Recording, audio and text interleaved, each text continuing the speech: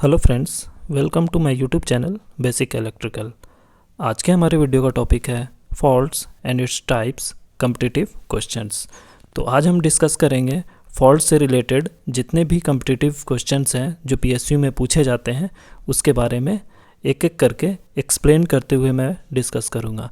तो पूरी इन्फॉर्मेशन के लिए दोस्तों वीडियो को अंत तक देखते रहें। तो मैं एक एक करके एक्सप्लेन करते जाऊँगा कि आखिर इसका आंसर क्यों होता है ये। तो सबसे पहले क्वेश्चन है, आप देख रहे हैं यहाँ पे, the first question is the most common type of fault. So there are 4 option is that the single phase to ground, phase to phase, 2 phase to ground and the 3 phase to ground. तो हम लोग जानते हैं कि सबसे ज़्यादा जो fault होती है वो क्या होता है कि जो आप देखे होंगे डिस्ट्रीब्यूशन लाइन में 3 फेज एक न्यूट्रल होता है, ट्रांसमिशन में भी होता है 3 फेज। तो कभी भी देखते होंगे एक तार जो है वो टूट करके ग्राउंड पे गिर जाता है।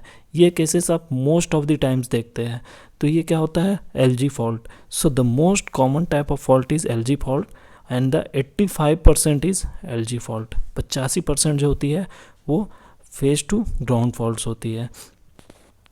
इसलिए हम बोलते हैं लाइन टू ग्राउंड जो फॉल्ट होगी वो 85%। तो आप देख सकते हैं लाइन टू ग्राउंड जो होगी वो 85%, ये क्या होती है? लीस्ट सीवियर फॉल्ट होती है। Line to line 8%, double line to ground 5%, 3 phase fault जो होगी वो 2% होती है। तो आप देख रहे हैं यहाँ पे ये नीचे डिक्रीज होते जा रहा है। सबसे लीस्ट है, उसके बाद एलएल है, एलएलजी है और 3 फेज फॉल्ट है। तो इसी तरह से ये डिक्रीज होते जा रहा है। तो सबसे आपका आंसर यहाँ आपको पता चल गया होगा। क्या होगा आंसर इसका? आपका आंसर होगा फेज टू ग्राउंड फॉल्ट्स। ठीक है, तो फेज टू ग्राउंड फॉल्ट्स, क्योंकि ये सबसे ज़्यादा होती है 85%। ये बहुत जगह क्वेश्चन देखने को मिलती है, बहुत जगह। आप इसमें से 2 क्वेश्चन और निकाल सकते हैं। एक होता है कि लीस्ट सीवियर फॉल्ट कौन सा होता है, तो आपका होता है एलजी फॉल्ट। अगर आपसे क्वेश्चन पूछा जाए मोस्ट सीवियर फॉल्ट, तो 3 फेज फॉल्ट। ये most of the time question पूछे जाते हैं। नेक्स्ट बात करता हूँ second question, the purpose of backup protection. The purpose of backup protection, ये 4 ऑप्शन देख सकते हैं। To increase the load, to increase a reach, to leave the blind spot, to guard the against the failure of primary. तो primary protection और backup protection 2 चीज़ें होती है। Primary protection होता है फर्स्ट लाइन ऑफ डिफेंस। अगर कहीं fault आ जाता है तो सबसे पहला क्या होता है? प्राइमरी प्रोटेक्शन वर्क करता है। अगर प्राइमरी प्रोटेक्शन फेल हो जाता है तो उस केस में क्या करता है? बैकअप प्रोटेक्शन वर्क करता है। तो आप देख रहे हैं in case of failure of primary protection, backup protection should be provided to remove the faulted part of the system. तो प्राइमरी प्रोटेक्शन फेल होने पे बैकअप प्रोटेक्शन वर्क करता है और उस फॉल्ट को रिमूव करता है। तो ऑप्शन क्या होगा इसमें? आपका ऑप्शन डी होगा, to guard against failure of primary. Next third question की हम बात करते हैं। In a power system the 3 phase fault MVA is always higher than the single line to ground fault MVA at bus. That is true or false? ये false होगा। क्यों? Because line to ground fault MVA is higher than the 3 phase MVA faults. तो जो line to ground fault MVA जो होंगे वो higher होंगे किससे? 3 फेज MVA से। तो इसलिए इसका आंसर क्या होगा? आपका फॉल्स होगा। नेक्स्ट क्वेश्चन की हम बात करते हैं। क्वेश्चन नंबर 4 आपका देखते हैं। तो क्वेश्चन नंबर 4 में है, a short circuit current is identified by, 4 option है, heavy current flow, voltage rise, voltage drop, none of this. तो क्या होगा? जो शॉर्ट सर्किट करंट को हम आइडेंटिफाई कैसे करते हैं? सो ए प्रोस्पेक्टिव शॉर्ट सर्किट करंट और अवेलेबल फॉल्ट करंट और short circuit making current is the highest electric current. क्या होता है? highest electric current which can exist in a particular electrical system under the short circuit condition. It is determined by the voltage and impedance of the supply system. तो जब short circuit होगा, किसी भी आप देखते हैं कहीं भी शॉर्ट सर्किट होता है तो उसके अक्रॉस क्या होगा? हेवी करंट फ्लो करता है। तो इसलिए इसका ऑप्शन क्या होगा? इसका ऑप्शन क्या होगा यहाँ पे? Heavy current flow. A option होगा आपका, heavy current flow. Next question आते हैं, question number 5। Short circuit current are due to, किसके चलते होता है? 4 ऑप्शन, यहाँ 5 ऑप्शन दिए गए हैं। Single phase to earth, phase to phase, all 3 phase to earth, all the 3 phase to short circuited, any of the above. आप simple यहाँ देख के बता सकते हैं शॉर्ट सर्किट क्या होगा। शॉर्ट सर्किट हो रहा है तो अलग अलग रीज़न हो सकते हैं, लाइन टू ग्राउंड फॉल्ट होता है, double line to ground fault हो सकता है, ट्रिपल लाइन ग्राउंड फॉल्ट हो सकता है, 3 फेज फॉल्ट हो सकता है, ये सभी रीज़न है। तो इसमें यहाँ क्या होगा, शॉर्ट सर्किट होने का मतलब ये क्या होगा, सारे रीज़न हो सकते हैं, फेज टू अर्थ भी हो सकता है, फेज टू फेज हो सकता है, 3 फेज टू अर्थ हो सकता है, या 3 फेज टू शॉर्ट सर्किट हो सकता है। तो any of the above reason हो सकते हैं। So short circuit is defined as the defect in electrical circuit due to which the flow of current is diverted from the intended path.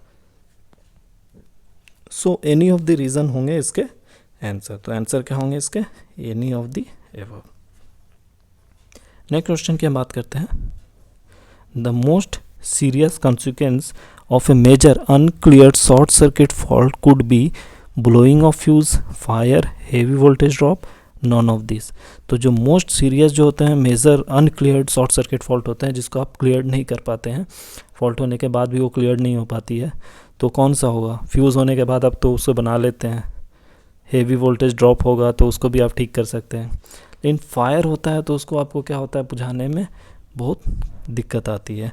तो the most uncleared fault because fault can not be cleared with circuit breaker, relays and isolator, इसके through हम clear नहीं कर सकते हैं, वो क्या होगा, फायर। फायर को हम लोग क्या है, सर्किट ब्रेकर, रिले और आइसोलेटर से हम लोग क्लियर नहीं कर सकते, इसलिए हम बोलते हैं major unclear short circuit fault is fire. Next question हम देखते हैं, question number 7। Which of the following result in symmetrical fault. कौन सा आपका सिमेट्रिकल फॉल्ट है। 4 ऑप्शन है, single phase to earth, all the 3 phase to earth, phase to phase और 2 phase to अर्थ। तो आप जानते हैं सिमेट्रिकल फॉल्ट को हम क्या बोलते हैं, बैलेंस्ड फॉल्ट और बैलेंस्ड फॉल्ट बोलते हैं। तो ये 2 कंडीशन होते हैं, इसमें 2 तरह के होते हैं। कौन सा, एक होता है without involving ground, triple L, और एक होता है all the 3 phase short circuited with the ground, मतलब ट्रिपल एल जी।